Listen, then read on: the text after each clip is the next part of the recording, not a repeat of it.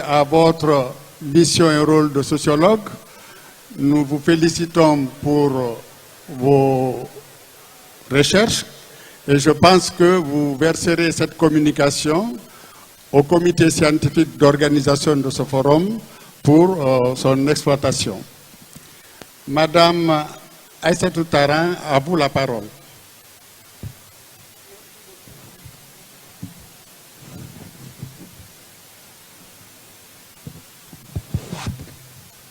Merci beaucoup, monsieur le modérateur. La faculté de médecine est honorée d'avoir été conviée à ce panel et il m'est très difficile de parler après les brillantes interventions qui m'ont précédé, mais qu'à cela ne tienne, les défis de l'enseignement supérieur intéressent tout le monde, mais je vais parler du cas de la faculté de médecine.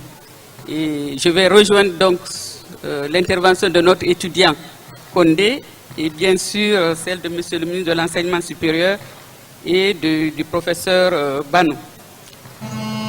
Le cas, la faculté de médecine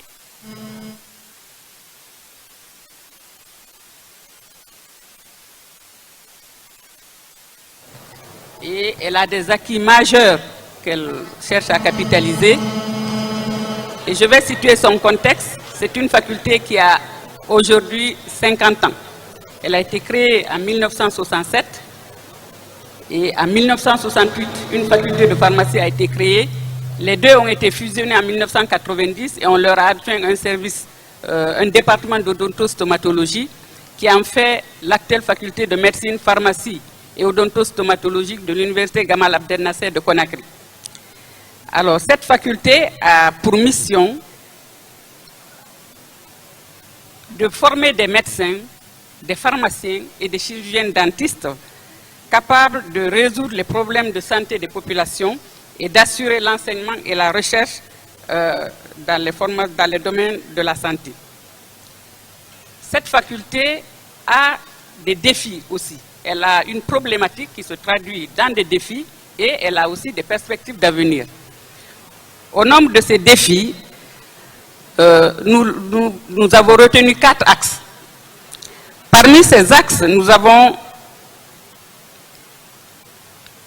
premièrement, le cadre environnemental et institutionnel. Nous avons également le cadre pédagogique et le cadre scientifique. Nous avons la gouvernance et après ces défis, nous aborderons des perspectives et nous conclurons notre propos. Au niveau du cadre physique et environnemental, l'administration du décanat, des départements, des chaires, manque de locaux adéquats répondant aux normes. Le défi est la mise en place des infrastructures et des équipements pour une administration universitaire convenable. Les équipements spécifiques, il n'existe plus de laboratoire, ni de salle de pratique fonctionnelle en dehors de la salle de simulation, avec des modèles anatomiques offerts par JHPGO à la faculté. Il n'y a pas de salle dédiée aux sciences fondamentales, ni de consommables de laboratoire. Il n'y a pas d'équipement informatique, ni d'accès Internet, ni d'abonnement à des revues pour la salle faisant fonction de bibliothèque. Le défi là, c'est de mettre en place une bibliothèque physique digne de ce nom, physique et virtuelle. Au niveau des sites de stage, les sites sont insuffisants en raison de la démographie élevée des effectifs. Les effectifs pléthoriques constituent un handicap au stage conventionnel, même si la synthèse clinique a été rétablie. Les capacités d'accueil des sites de stage sont insuffisantes. Le défi, c'est l'introduction d'un numerus clausus pour qualifier la formation. Au niveau du cadre pédagogique, les programmes d'enseignement et leur qualité d'exécution. Nous sommes intégrés dans les curricula harmonisés par l'Organisation ouest-africaine de la santé, qui est donc un organisme de formation de la CEDEAO, de l'espace CEDEAO. Et ces formations, ces curricula sont en cours d'application au niveau des études de base et au niveau des spécialités. Un essai d'utilisation des TIC pour les inscriptions des étudiants est amorcé par la scolarité centrale de l'université, mais son évaluation n'est pas effectuée. Le défi, c'est de faire l'effort donc est fait cette année par le non-recrutement des premières années mais son effectivité doit être évaluée. Toujours dans le cadre pédagogique, les programmes d'enseignement et leur qualité d'exécution. Il n'y a pas de plan de carrière pour les enseignants. La formation spécialisée n'est pas financée. Par exemple, les sciences fondamentales, où on ne dispose actuellement pas d'enseignants de rang magistral. Or, c'est la base de la recherche fondamentale. La promotion académique est un choix volontaire et personnel des enseignants. La participation au concours d'agrégation est accompagnée, n'est pas accompagnée, ce qui influencerait positivement les résultats. Le défi, c'est le soutien de l'université à la promotion des enseignants-chercheurs dans l'espace CAMES en créant une ligne budgétaire dédiée au CAMES. C'est de respecter le ratio dans le recrutement des enseignants-chercheurs. Toujours dans le cadre pédagogique, le taux d'insertion des diplômés. Nous n'avons pas d'informations factuelles sur l'emploi des agents formés dans notre faculté. Nous n'avons pas de concertation entre les services employeurs que sont le ministère de la Santé publique et les structures privées et notre faculté pour adapter les besoins de formation à ceux de l'utilisation. Au niveau de ces défis, je vous dirais qu'en fac de médecine, on a 1978 étudiants, en pharmacie 532, en sciences fondamentales 312 et en odonto 158. Pour 177 enseignants en département de médecine, 52 en département de pharmacie, 22 en sciences fondamentales et 28 en odonto. Au niveau du cadre scientifique, le programme de recherche sont mis en œuvre dans les hôpitaux à travers des thèses et mémoires des étudiants et ceux inscrits au DES ou dans le cadre de programmes comportant un volet de recherche opérationnelle. La participation des étudiants ne s'opère que par la préparation des thèses de doctorat en médecine, en pharmacie et en chirurgie dentaire. La diffusion des résultats de recherche se fait dans Guinée médicale et dans deux autres revues de spécialité, celle de la Société guinéenne de gynécologie et celle de la Société de neurosciences. Toujours le cadre scientifique, Guinée médicale et ces deux autres revues paraissent régulièrement, existent en ligne et publient beaucoup d'articles des enseignants-chercheurs guinéens et de la sous-région. En particulier, Guinée médicale a contribué à la promotion de plusieurs enseignants, aussi bien guinéens qu'étrangers. La promotion de la recherche est compromise par l'inexistence de laboratoires appropriés et de fonds de recherche. Au niveau de la gouvernance, la structure de la faculté est définie dans le règlement intérieur de l'université. Il existe des commissions non fonctionnelles, le conseil de faculté n'est pas régulier, il y a une absence de plan stratégique. Au niveau de la gouvernance, toujours, il n'y a pas de concertation et de partenariat avec des services privés, ni de partenariat et de convention, mais ils existent avec l'AUF sur réponse aux appels d'offres de mobilité, et puis avec des universités européennes, comme en France, on a un accord avec Rennes qui nous envoie des stagiaires qui font leur stage validant dans nos CHU, et à notre tour, nous en envoyons aussi, mais par financement propre des étudiants. On a aussi des partenariats avec l'Université libre de Belgique, la GTZ allemande et l'Université de Heidelberg, ainsi que des partenaires comme l'OMS, l'UNICEF, l'OAS et JHPGO. Les défis, c'est l'élaboration d'un plan stratégique pour notre faculté. Et les perspectives. Dans le cadre physique et environnemental, nous proposons la création et la construction d'une faculté intégrant toutes les infrastructures administratives, pédagogiques et environnementales répondant aux normes standards d'une faculté de sciences de la santé moderne. Au niveau du cadre pédagogique, nous proposons d'appliquer le programme des curricula harmonisés, appliquer les standards de performance pédagogique, renforcer les capacités des enseignants par des séminaires pédagogiques, instituer des évaluations régulières et s'orienter vers le processus d'accréditation par les institutions de reconnaissance, redynamiser le conseil de faculté, développer des ressources pédagogiques, instituer le numerus clausus avec la participation effective de la faculté, développer la collaboration avec les responsables des sites de stage pour un meilleur encadrement de nos étudiants. Au niveau scientifique, nous proposons de renforcer les capacités en recherche clinique des étudiants et des enseignants, de mobiliser des ressources pour financer les projets de recherche, de développer un centre de recherche clinique pour répondre aux besoins de recherche, d'installer une bibliothèque physique et virtuelle répondant aux normes standards, d'assurer une formation programmée des formateurs avec un plan de carrière défini. Toujours dans le cadre scientifique, de soutenir les revues de diffusion scientifique, de soutenir par un fonds permanent la promotion des enseignants, depuis la constitution des dossiers, leur envoi au siège d'évaluation, leur préparation jusqu'à leur participation au concours d'évaluation. De mettre en place un centre informatique pour assurer la formation des enseignants-chercheurs à la méthodologie de la recherche.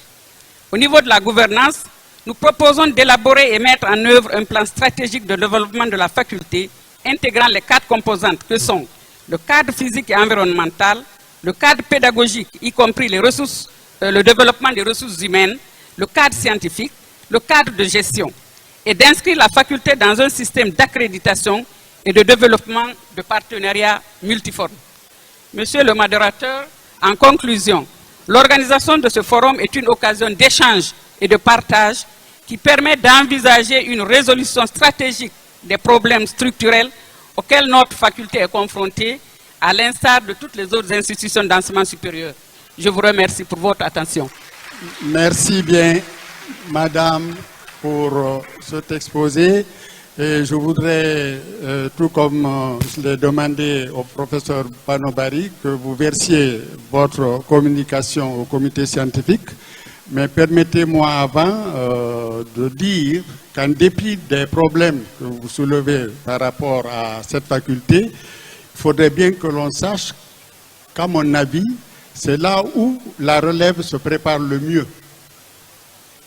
Parce que c'est dans cette faculté où la Guinée a annuellement de jeunes professeurs agrégés certifiés CAMES. De sorte que, personnellement, je suis très confiant quant à la relève par rapport à cette faculté. D'année en année, nous avons des jeunes médecins qui vont passer leur agrégation au CAMES et qui le réussissent. Mais j'insisterai aussi sur la diffusion des résultats de la recherche, leur publication. C'est le seul facteur d'abord d'évolution en carrière de l'enseignant-chercheur. Donc, il faudrait bien que l'enseignant-chercheur progresse en carrière, mais aussi qu'il ait un espace de publication. Et au finish, c'est cet espace de publication qui constitue le seul baromètre pour mesurer la capacité scientifique d'un pays. Notre continent, à l'heure là, avec plus de 16% de la population mondiale, nous n'avons qu'1% de la production scientifique mondiale. 1%. Et la seule référence à cela, ce sont ces publications. Donc nous encourageons la faculté de médecine à poursuivre ces revues, et Guinée Médicale, que je connais personnellement, est une prestigieuse revue de rang international. Monsieur Souma, monsieur le conseiller spécial du président de la République en matière d'éducation, nous voudrions encore saluer votre présence parmi nous. Ce n'est pas une première, vous êtes resté toujours constant et aux côtés de l'éducation. Nous voudrions donc vous écouter pour votre communication à ce forum. Merci, monsieur le modérateur. Merci, monsieur le ministre, pour avoir initié cette conférence, ces 3 jours. Mesdames et messieurs, l'enseignement supérieur est le réceptacle de tous les autres ordres. L'enseignement préscolaire, l'enseignement primaire, l'enseignement secondaire et l'enseignement technique.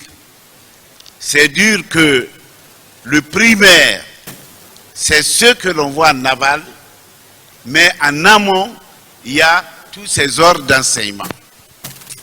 Quand on parle de la problématique de l'enseignement supérieur, il faut au préalable voir ce qui s'est passé dans les autres ordres d'enseignement. Et c'est la raison pour laquelle je tiens ici à rendre hommage à Mme Traoré dans le panel 1 tout à l'heure, qui a posé toute la problématique. Tout ce que nous sommes en train de dire a été posé par Mme Traoré.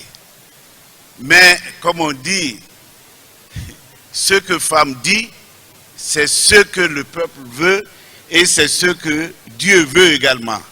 Donc merci Mme Traoré pour votre perspicacité tout à l'heure.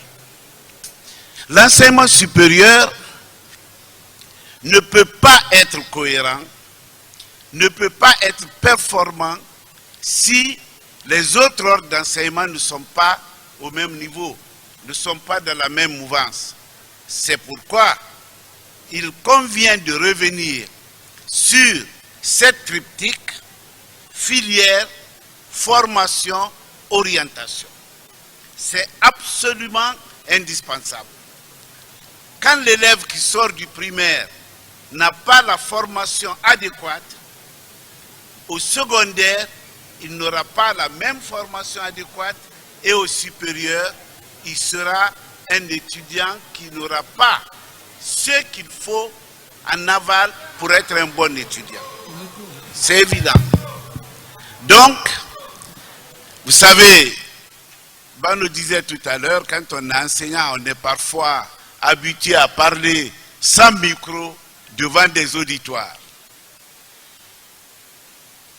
Et, monsieur le ministre de l'Enseignement supérieur, il y a un classement qui a été fait il y a 3 ans. Les 200 meilleures universités africaines. Il n'y a pas une seule université guinéenne dans ce classement. Et il faut être lucide. Si on fait aujourd'hui le classement des 300 meilleures universités africaines, il n'y aura pas encore une université guinéenne là-dedans. Soyons lucides, soyons courageux. C'est à partir de ces 2 éléments que nous pourrons réformer l'enseignement supérieur de notre pays. Mais auparavant, il faudra mettre la base, le soubassement.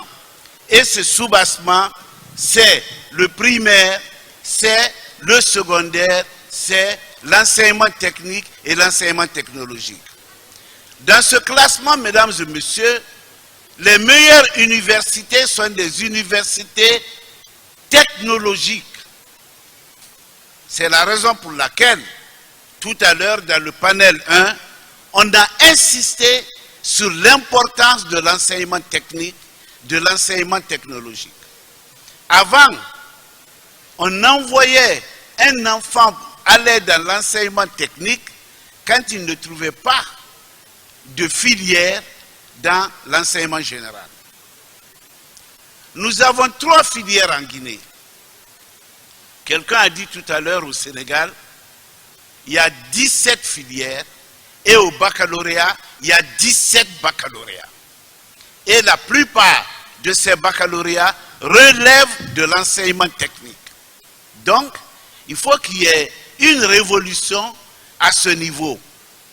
Le ministre de l'Enseignement supérieur n'est pas le seul responsable de cela, c'est le panel de tous les ministres de l'éducation, depuis le préscolaire jusqu'à l'enseignement supérieur et la recherche scientifique.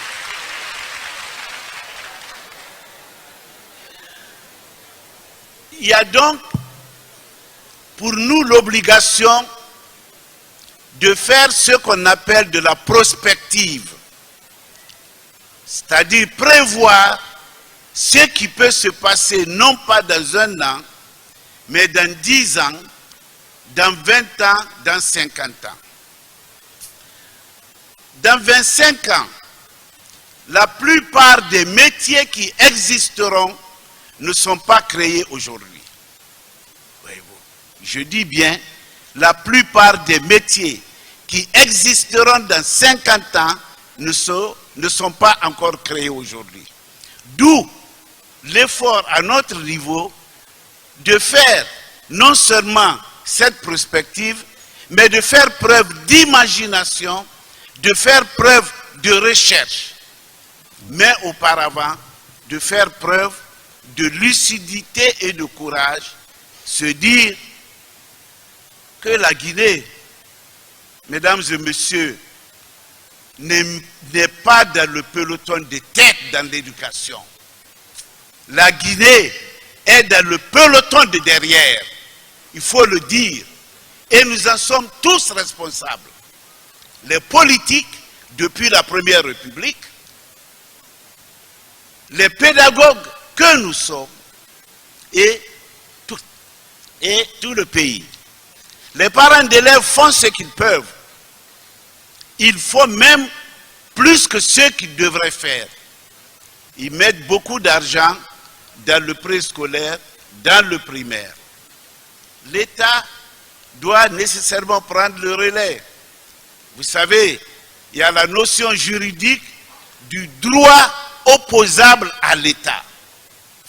Un enfant qui ne va pas à l'école est en droit de porter plainte contre l'État. Pourquoi je ne vais pas à l'école? Donc, tous ces éléments sont à mettre dans ce panel de réflexion. Et monsieur le ministre, pour terminer, je voudrais quand même dire qu'il y a une commission de réflexion sur la réforme de l'éducation qui a été mise en place par monsieur le président de la République. Certains de ses membres sont là et sans forfanterie, on peut dire que 95% de la problématique de l'éducation est analysée dans le cadre de cette réforme. Je vous remercie. Merci bien, Monsieur Souma. Je vous remercie pour avoir mis le doigt sur le devoir régalien. Je dis bien le devoir régalien de l'État de scolariser tous ses enfants en âge et en droit d'aller à l'école. C'est ça le rôle premier de l'État. Je voudrais vous remercier encore pour votre présence parmi nous et vous demander de nous appuyer toujours auprès du chef de l'État par rapport aux différents problèmes soulevés ici et d'aider le système éducatif guinéen à aller de l'avant et surtout, comme vous l'avez si bien dépeint, se hisser parmi les meilleurs au monde. Se hisser parmi les meilleurs au monde, c'est notre obligation à tous. Le dernier intervenant, M. Mamadi Kourouma, le recteur de l'Université générale Lansana Conté, à vous la parole. Merci, Monsieur le ministre modérateur. Je voudrais, comme les autres, remercier Monsieur le ministre de l'Enseignement supérieur et de la Recherche scientifique pour avoir eu l'initiative d'organiser en ce moment précis le forum de l'étudiant guinéen. Je dirais plutôt le forum de l'étudiant et de l'élève guinéen. C'est une très bonne préoccupation et c'est une première, comme l'ont dit les autres, qui mériterait d'être soignée au fur et à mesure qu'on va évoluer dans le temps. Nous tirerons les leçons justement de ce premier panel et nous verrons comment on peut apporter des amendements utiles pour que la prochaine fois, nous évitions des écueils qui ont dû se produire. Lorsqu'on m'a dit d'intervenir encore dans le panel des défis, puisque je suis inscrit dans le panel sur le financement de l'enseignement supérieur, je me suis efforcé de faire, n'est-ce pas, une communication. Mon premier rôle était de me rassurer de ce que le mot défi signifie, comme l'a fait le premier intervenant, le jeune étudiant. En plus de la définition qu'il a vue, j'ai consulté le Grand Larousse illustré de 2017 et la définition la plus probable qui collait réellement avec mon contexte était que le défi, c'est un problème que pose une situation et que l'on doit surmonter. Dès l'instant où on doit surmonter le problème, il va se poser donc en termes de défi. Lorsqu'on voit cela en fonction de ce qui se passe dans l'enseignement supérieur, il faut essayer de regarder le problème à travers la mondialisation dont Monsieur le ministre de l'Enseignement supérieur a parlé tantôt. Effectivement, comme les autres universités du monde, celle de l'Afrique et celle de la Guinée particulièrement, poursuivent 3 missions essentielles. La mission de formation de l'élite du pays, la mission de recherche qui le distingue des autres sous-secteurs de son environnement, la mission de contribution au milieu dans lequel l'université baigne et dont il a la mission fondamentale de transformer. C'est pourquoi l'enseignement supérieur doit jouer le rôle moteur de pilote du système, ayant pour rôle parmi tant d'autres rôles de former tous les acteurs de la nation capables d'impulser le développement du pays. Face à ces missions essentielles des universités, il reste entendu, selon ma compréhension du thème, que toutes les activités doivent être perçues comme des défis essentiels à relever. Quels sont ces défis, du moins pour ce qui concerne ici notre pays en Guinée? Par rapport à la mission de formation et de recherche, le défi fondamental auquel nous sommes confrontés est le défi de la qualité. Les autres qui m'ont précédé ont abordé justement cet aspect important. Tout laisse à croire que nous devons nous interroger aujourd'hui en Guinée sur la qualité de nos formations supérieures. Pour qu'une formation soit de qualité, il faut qu'elle réponde aux impératifs de taux d'utilité du produit pour la société et pour tout le pays. Quel rendement le produit a-t-il pour lui-même, pour la société, pour le milieu? Nous n'avons toujours pas évalué l'impact de nos formations sur les produits formés.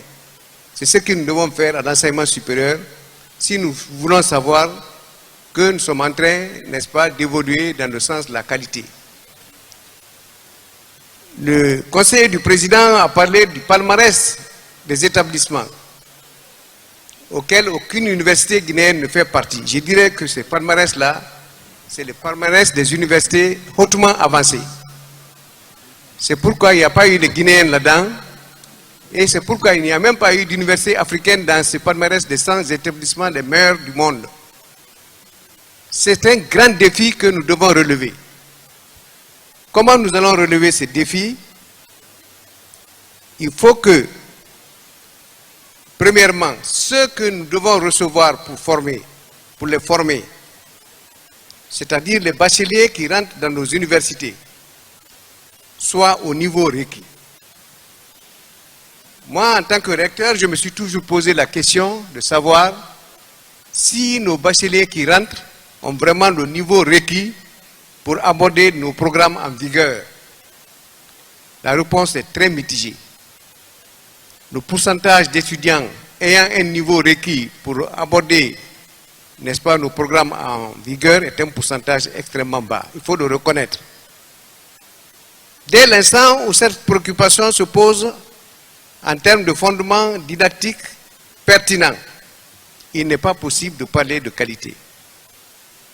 Si le produit à l'entrée n'est pas bon, ce n'est pas facile de mettre le niveau qu'il faut pour qu'il soit bon. La qualité des programmes de formation n'est pas l'affaire des enfants, c'est l'affaire des universités. C'est la préoccupation essentielle des institutions de formation supérieure. Quand est-ce qu'un programme de formation peut être axé de qualité? C'est lorsqu'il est pertinent, lorsqu'il répond aux impératifs de développement et aux impératifs du monde de l'emploi. C'est pourquoi il faut obligatoirement qu'à l'heure actuelle, nous travaillons à réaménager nos programmes en rapport avec ceux-là qui emploient nos produits après leur sortie. L'un des défis auxquels nous sommes également confrontés, c'est celui des infrastructures et équipements. Les capacités d'accueil de nos établissements laissent à désirer, surtout dans le public. Le privé est en train de faire quelques développements assez sérieux dans le domaine des infrastructures, mais les établissements publics laissent à désirer.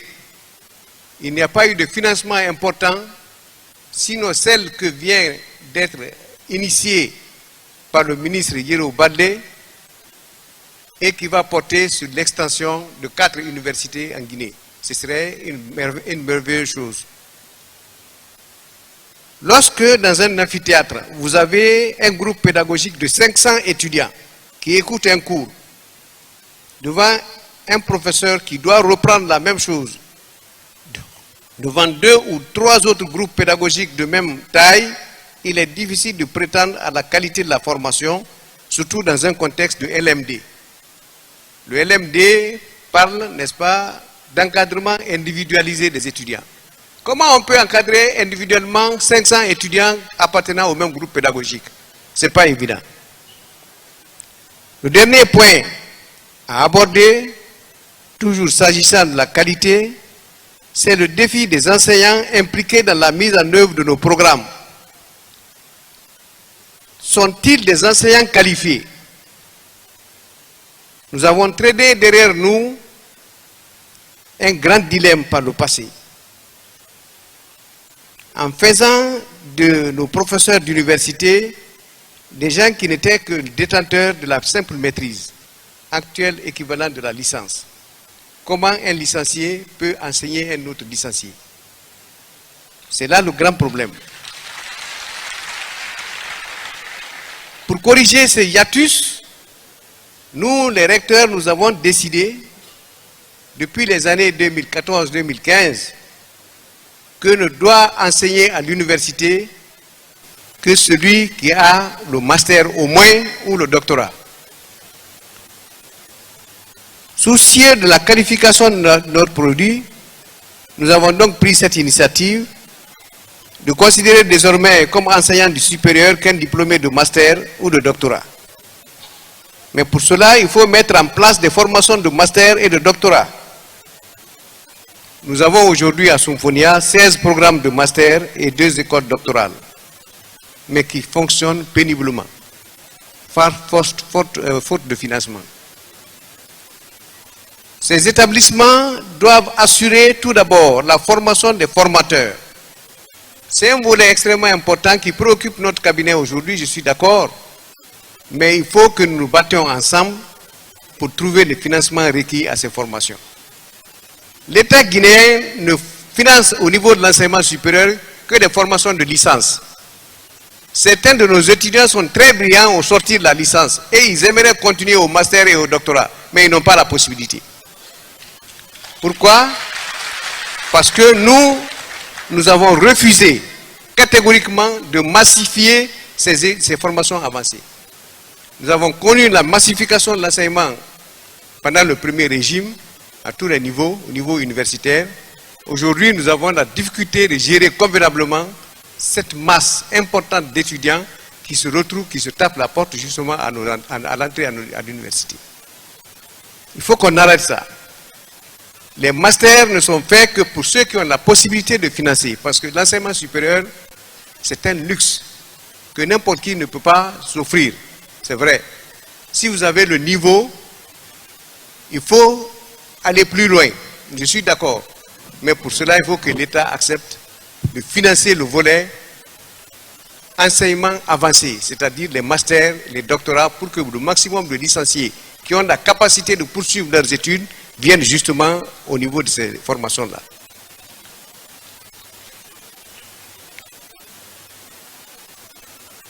Dans le panel sur le financement de l'enseignement supérieur, nous aurons la chance d'aborder des aspects importants du déséquilibre du financement dans le domaine des activités de formation et de recherche. Donc je réserve cette question essentiellement à ce panel et lorsque j'aurai la chance d'intervenir là-dessus, je parlerai justement, pendant mon temps de parole, je parlerai du déséquilibre entre le financement de la formation et de la recherche et l'actuel financement que nous recevons, n'est-ce pas, dans ces domaines-là. Le développement des idées qui précèdent montre qu'un nombre important d'éléments concourent à la qualité de l'enseignement supérieur et de la recherche scientifique et demeure aujourd'hui le défi le plus important de ce secteur. Après le défi de la qualité, nous avons celui de la gouvernance. vers les années 80, nous avons adopté le principe sacro-saint de l'autonomie dans les établissements d'enseignement supérieur. L'autonomie des établissements d'enseignement supérieur existe partout dans le monde entier. Tous les établissements d'enseignement supérieur sont autonomes. Autonomie de formation, autonomie de stratégie, autonomie, n'est-ce pas, de gestion de leur patrimoine, conformément à la législation qui est en vigueur dans le pays. L'autonomie des universités est un dénominateur commun de toutes les IES dans le monde. Les décrets 175 et 176 du 27 septembre 1987 ont conféré aux établissements de l'enseignement supérieur l'autonomie de gestion des établissements qui disposent de leur patrimoine propre, conformément à la législation en vigueur. Et depuis cette date, l'État guinéen est devenu le principal bailleur de fonds des universités par l'octroi de crédits de fonctionnement et de transferts sociaux à travers les bourses d'études et d'entretien. Mais la procédure de gestion qui doit être coordonnée et contrôlée par les conseils d'administration laisse à désirer. Le dernier conseil d'administration auquel j'ai assisté en tant que directeur d'institution d'enseignement supérieur remonte à l'année 2003. Depuis ce moment-là, il n'y a pas de conseil d'administration dans les établissements d'enseignement supérieur. C'est une tare importante qu'il faut réparer dès maintenant, dès la sortie justement de ce forum-là. Il faut que le ministre s'attelle à cela, mette les conseils d'administration dans tous les établissements et qu'il suive justement le fonctionnement de ces conseils-là. Il va être lui-même déchargé du point de vue du fonctionnement et de la gestion, n'est-ce pas, de ce qui se passe dans les établissements. Nous avons ce problème réel, les conseils d'administration n'existent plus et puis ils ne fonctionnent pas. Malgré ces réalités, des cas isolés de développement institutionnel se constatent par endroits, car très peu d'investissements ont été faits durant ces dernières années. Ce sont les IES qui, sur la base de leurs fonds propres, réussissent à faire quelques infrastructures de base et à doter l'institution d'un minimum d'équipement. Je vous remercie. Merci, merci M. Kourouma. Vous avez repris la problématique qualité de formation et quantité, le problème de gouvernance et surtout le fait que l'application des décrets que vous avez cités qui ont été signés en 1987 avait mal mis à disposition les dispositions transitoires qui voulaient que la plupart des enseignants du supérieur soient reclassés parmi les enseignants titulaires avant qu'on applique les dispositions réelles de ce décret. Je crois que vous en avez fait cas de ce hiatus et voilà que nous souffrons encore de ce manquement. Mais qu'à cela ne tienne, les formations doctorales qui existent dans vos universités, dans nos universités publiques, font la relève depuis quelques années.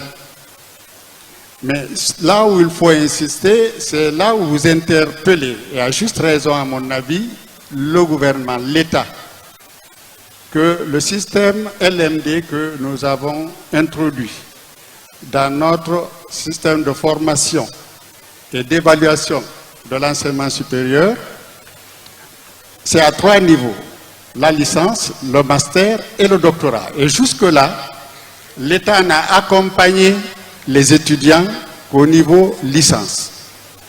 Il est temps et grand temps, à mon avis, que l'État accompagne ne serait-ce que les meilleurs, les lauréats sortis de la licence pour les accompagner au master.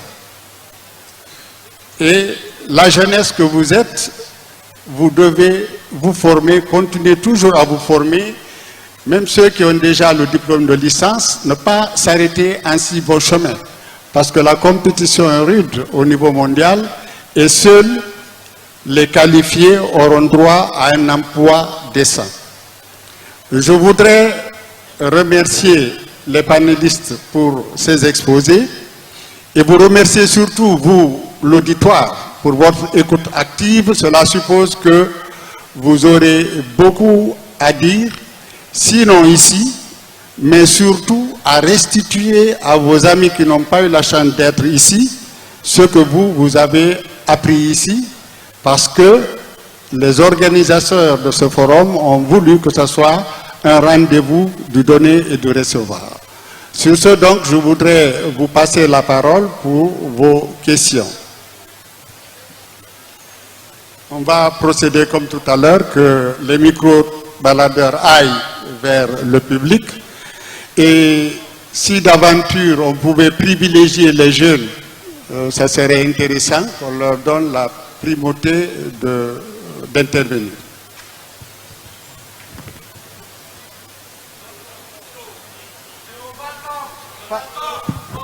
Passez les micros, oui, effectivement, vous avez droit à la parole au balcon, que les organisateurs aillent là-haut, et en priorité. Ils sont même plus nombreux là-bas. S'il vous plaît, montez au balcon, priorité au balcon. En attendant, je voudrais dire que beaucoup de problèmes ont été soulevés ici par les panélistes et qui ne trouveront certainement pas leur réponse, mais tout se tient. Tout se tient dans la mesure où seule l'éducation, une bonne éducation, une bonne formation de notre jeunesse pourra nous sortir du sous-développement et de la pauvreté, ça a été dit et redit. C'est comme pour dire qu'il n'est de richesse que d'hommes. Monsieur le ministre de l'Enseignement supérieur a mis l'accent dessus. Le capital humain, c'est le capital déterminant pour la réussite d'une nation, surtout qui se veut émergente, comme le souhaite bien notre président pour notre pays, dans un rendez-vous très proche. Si vous êtes au balcon et que vous avez donné le micro à certains intervenants, vous faites signe en tapant sur le micro. Sinon, je crois qu'il y a suffisamment de micros, vous laisserez d'autres en bas parce qu'ils n'auront pas seul droit à la parole. Les organisateurs, nous avons combien de minutes pour notre débat? Alors, on va vous accorder 15 minutes. Je plaide pour 30 minutes parce qu'il y a 6. N'oubliez pas qu'on n'a plus d'effectifs que le premier panel.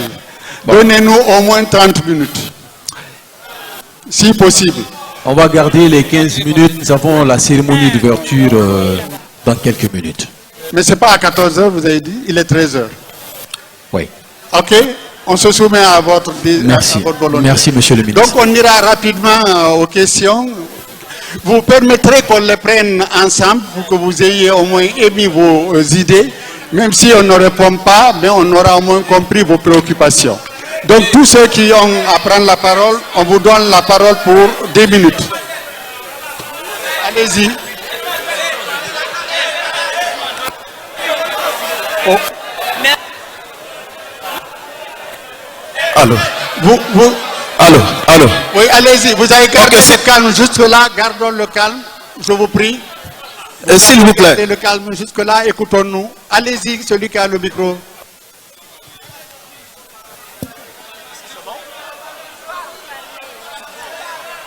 OK.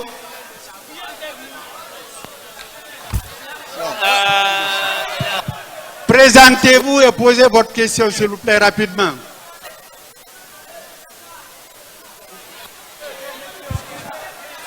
Les organisateurs, facilitez la tâche aux intervenants. On perd du temps là. Voilà, au fait, je m'appelle Doukré Ousmane. Je viens de Boké, je fais L3 environnement. Université Institut supérieur des mines et géologie de Boké. Au fait, moi je vais m'adresser au ministre, M. Baldé. Maintenant, au fait, le professeur, le représentant de l'université Lansana Conté a dit tout à l'heure, il n'y a pas de suivi en Guinée. Quand je prends les programmes au niveau du premier module et le second module, il n'y a pas de suivi, les professeurs maintenant ne font que bâcler les cours. Et c'est le même donateur commun dans toutes les institutions et universités de toute la Guinée. Ce n'est pas Boké seulement. Les programmes sont bâclés, mais si les programmes sont bâclés, et nous sortons dans la rue, on dit maintenant que les jeunes Guinéens ne sont pas formés. Pendant que les cours sont bâclés, il n'y a aucun moyen à notre disposition, à la portée des étudiants. Nous serons à la merci toujours du chômage. Ça c'est ça. Maintenant quand vous prenez, on n'a pas de laboratoire. On n'a pas de laboratoire digne de son nom. Il n'y a pas de connexion. Où on va se connecter pour faire des recherches? On dit le système LMD. Le système est là. Mais il n'y a rien au fait. Alors on va vous demander, au fond, il n'y a rien. On va vous demander Donc, de poser votre question. Il faudrait que voilà, le président se charge.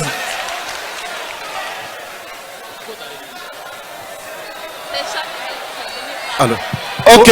Au suivant, s'il vous plaît. Ok. Merci. Je commencerai par d'abord me présenter. Je suis Mohamed Kamara, étudiant de l'université Barack Obama. Ma question va à l'encontre de Monsieur le ministre de l'Enseignement supérieur et de la Recherche scientifique et au ministre, Monsieur le conseiller du président de la République dans le secteur éducatif. Monsieur le ministre, je voudrais savoir si réellement vous avez la bonne volonté de relever ce défi. Pourquoi cette question? Parce que nous avons entendu, les exposants ont bel et bien exposé les problèmes qui affectent l'éducation guinéenne. Mais est-ce qu'il faut rester dans les bureaux pour en discuter sans passer par la pratique pour vraiment manifester la bonne volonté qu'on veut relever ces défis? La seconde question est au conseiller spécial de Monsieur le Président de la République, qui est d'ailleurs, j'aimerais le dire ici, le conseiller qui oriente Monsieur le Président de la République dans le bon sens pour améliorer le secteur éducatif guinéen.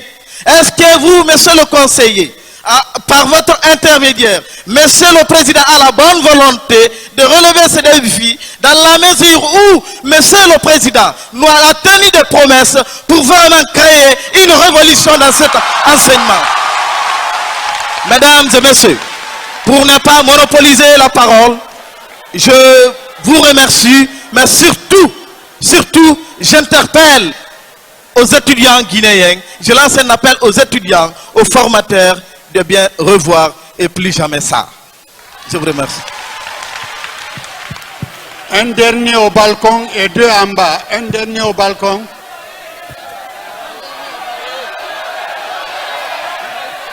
Il faut bien qu'on trouve un temps d'arrêt si vous voulez qu'on réponde à vos préoccupations. Un dernier au balcon et deux en bas, s'il vous plaît. Allez-y. Celui qui a la parole n'a qu'à intervenir.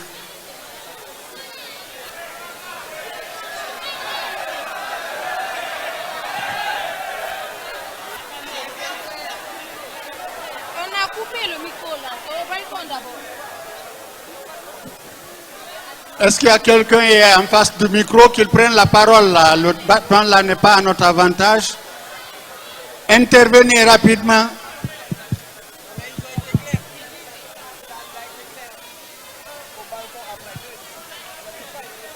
Messieurs les organisateurs, approchez-vous de celui qui doit intervenir plus vite. Bonsoir Auguste Assemblée. Merci ma fille. Nous avons les moyens et le courage de faire des réformes dans l'enseignement guinéen, selon le ministre de l'Enseignement supérieur. Ma question est la suivante. Si vous avez tous ces moyens, vous disposez de tout ce courage, pourquoi est-ce que ces réformes retardent encore dans le système éducatif guinéen? C'est la première question. La deuxième, pourquoi les orientations de l'année précédente consistaient à disperser les admis dans les différentes régions de la République de Guinée, connaissant bien sûr les conditions de vie à l'intérieur du pays? Oui. On me dira qu'il y a des bourses d'entretien, mais ces bourses varient entre 95 000 et 100 000, et c'est là, on les paye 3 mois. Est-ce que cela pourrait suffire à satisfaire les besoins de ces étudiants? Je vous remercie. Un dernier intervenant, s'il vous plaît, ou une dernière.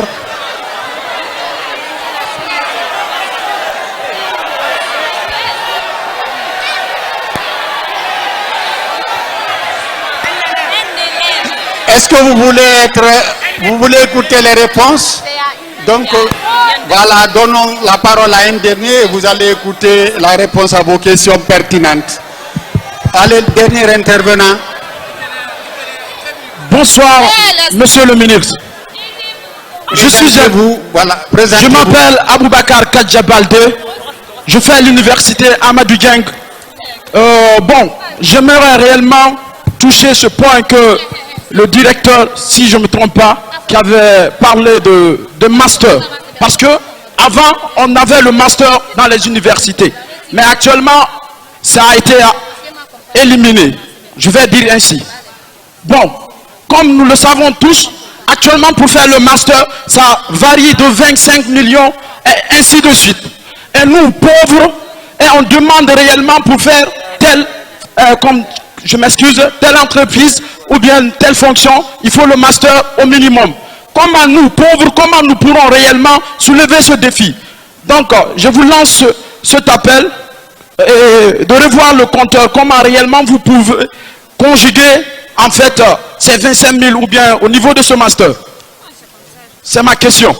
Merci, merci à vous tous. Je vous invite à une écoute des réponses à vos questions, fort intéressantes les unes que les autres. On a juste 5 minutes pour répondre à vos questions. Monsieur le ministre, écoutez-le, monsieur le ministre, pour vos réponses, pour vos questions. Mon nom est Simone Kourouma, élève de la termination SMAT au groupe scolaire Châteaubriand. Ok. Vu l'intervention qu'un des conférenciers a évoquée en disant que les jeunes d'aujourd'hui passent leur temps dans les bars, cafés, au lieu de chercher du boulot. Pour ce faire, j'aimerais savoir pourquoi, dans les administrations guinéennes, les vieux qui ont dépassé l'âge de la retraite occupent toujours.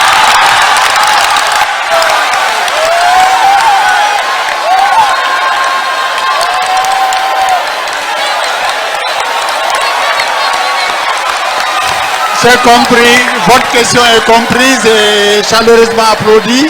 Occupent toujours leur place au lieu de laisser la place à la jeunesse de nous faire part des techniques qu'ils ont appris pour le développement de notre pays. Merci, merci. Je vous prie donc d'écouter monsieur le ministre et monsieur le conseiller pour vos questions fort intéressantes. À vous, monsieur le ministre, vous êtes beaucoup interpellé. Je m'appelle Kodé Sekou. Arrêtez là, arrêtez les questions, s'il vous plaît. Arrêtez. On n'a plus que 5 minutes pour répondre aux autres questions. Je vous prie. Je vous prie. À vous, monsieur le ministre,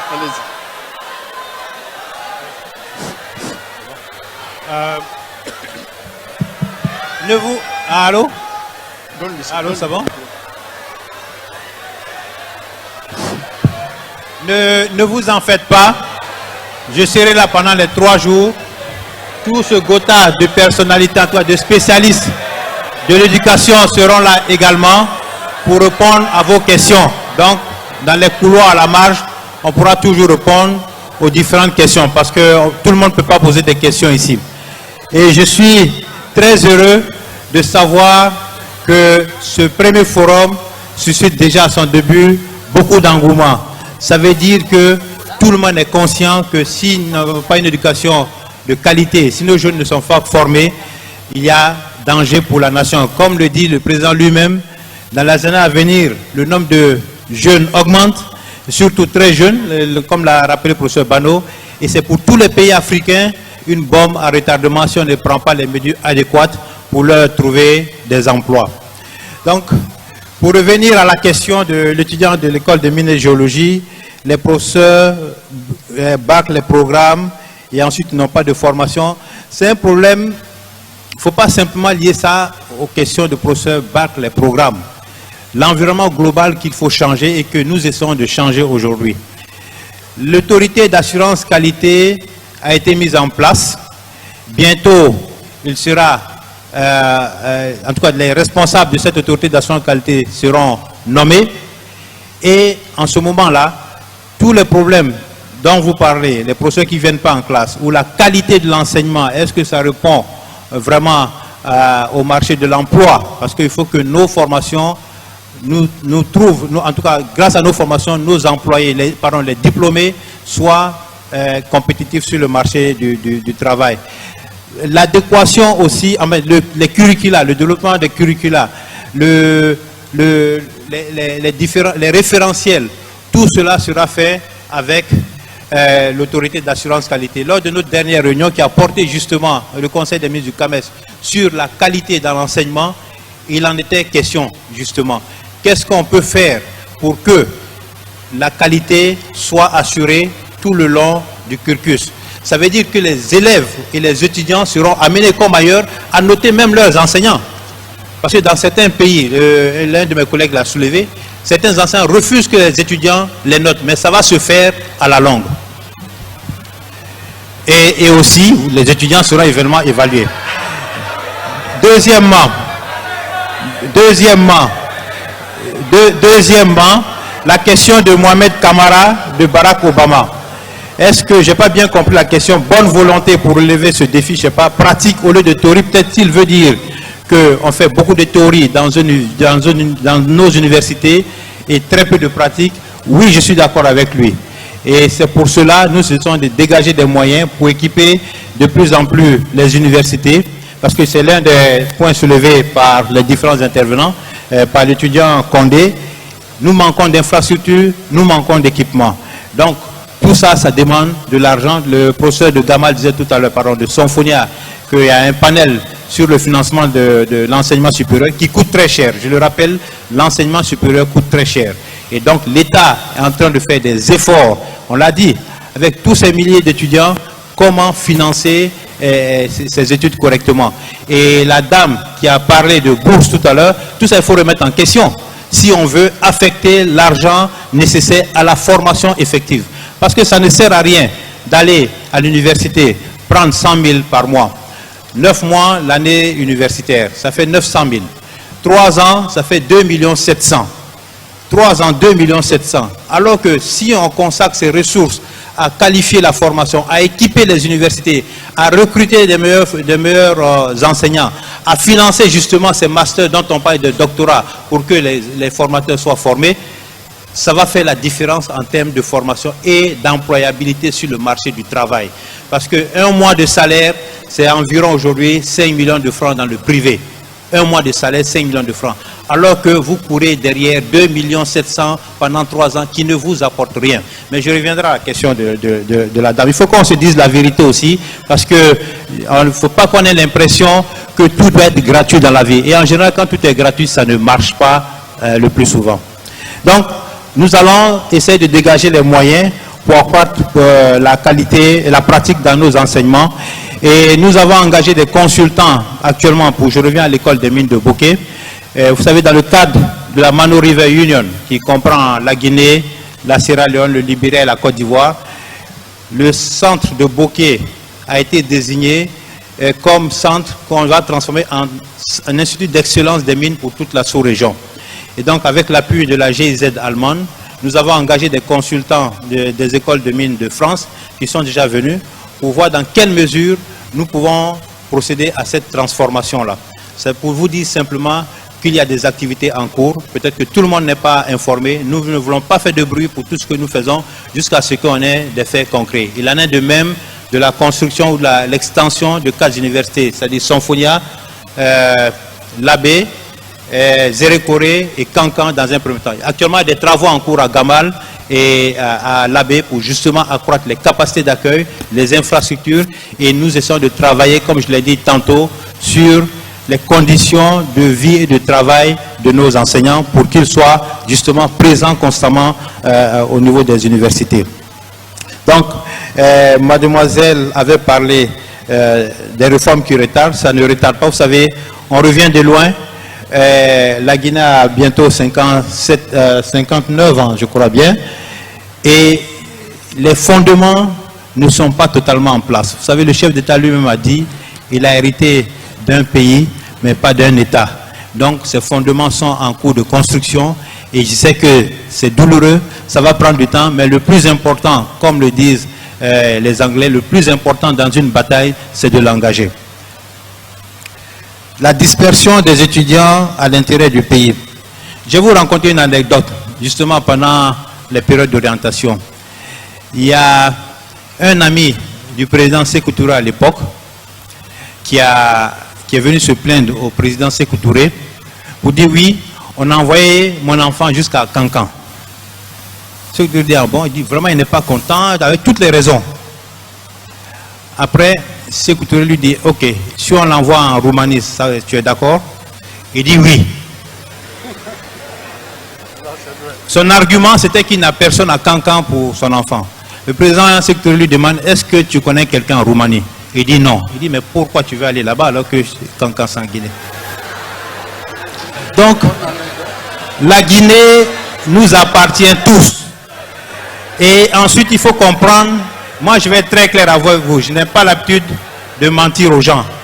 L'État orientera là où il souhaite orienter en fonction de ses besoins. Et je vous dis, pensez à l'avenir, en tout cas pour ceux qui viennent maintenant, ça ne va pas se passer n'importe comment. La pagaille d'avant, ça va cesser. J'essaie de vous le dire très clairement. Nous allons orienter en fonction des besoins de l'État. Et je crois que sûrement le premier panel a discuté des différentes formations des différentes orientations qu'il nous faut avoir au niveau du lycée. En Côte d'Ivoire, vous avez le bac A, B, C, D, E, F, même H. H pour ceux qui vont dans les arts, dans l'audiovisuel, etc. Donc j'espère que cette transformation va se faire pour que chacun s'oriente un peu. Et j'aimerais aussi appeler à l'intelligence de nos élèves. Ce n'est pas forcément aller à l'université qui assure l'avenir de quelqu'un. Beaucoup de gens ont réussi sans aller à l'université. Et on peut aussi passer par d'autres voies, ensuite repartir à l'université. Donc on peut aller à l'enseignement professionnel. En tout cas, dans certains pays, après le CEP, certains vont dans des centres de formation professionnelle. Moi, j'ai eu des amis à l'époque en Côte d'Ivoire qui sont allés directement là-bas, dès après l'école primaire, mais après qui ont fait l'université. Il y a plusieurs cas. L'université n'est pas la seule voie royale pour réussir dans la vie. Et la preuve, on l'a dit ici, 60% actuellement des gens qui sortent des universités ne trouvent pas du travail. Nous avons discuté avec les entreprises parce que la formation ne répond pas à leurs besoins. Il y a certains étudiants qui ne savent même pas parler français, à plus forte raison l'anglais. Et quand j'ai pris fonction en janvier 2016, j'ai demandé à un des enseignants de faire une rédaction, une simple rédaction qu'un collégien doit faire à des étudiants de première année. Le titre c'était « Décrivez la cour de votre école pendant la kermesse ». Je n'ai pas eu de copie où il n'y a pas moins de 25 fautes. Donc, nous sommes interpellés. J'en appelle à la conscience des uns et des autres, des parents, des élèves, des étudiants, des encadreurs, que le chemin à faire est long et que nous devons nous retrousser les manches. Monsieur le ministre, nous sommes pris de court. D'accord, donc je voudrais peut-être même, avec votre permission, arrêter là pour ne même plus donner la parole à monsieur le conseiller. Nous sommes interpellés par les organisateurs pour pouvoir recevoir monsieur le président de la République.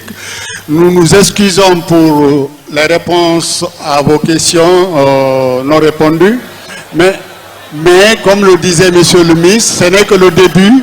Vous aurez le temps pendant le reste du forum pour poser vos questions. Je voudrais vous remercier, madame, messieurs les panélistes, pour votre brillante contribution à ce forum. Et à vous les jeunes, formez-vous bien, usez de vos réseaux sociaux pour bien vous former et non vous déformer. Le monde est dans votre main, mais servez-vous-en bien à travers votre téléphone. Merci. On aurait aimé continuer avec ces éminences pour la qualité et la richesse des interventions. On vous dit grand merci. On va vous demander de vous retirer. Et j'en profite pour vous dire que demain, il y aura 3 panels sur les défis de l'enseignement technique et de la formation professionnelle en Guinée, les secteurs porteurs et pourvoyeurs d'emploi en Guinée, la problématique de l'entrepreneuriat jeune en Guinée, défis et perspectives. Merci à tous. Nous allons marquer une pause et on se retrouve ici. Merci.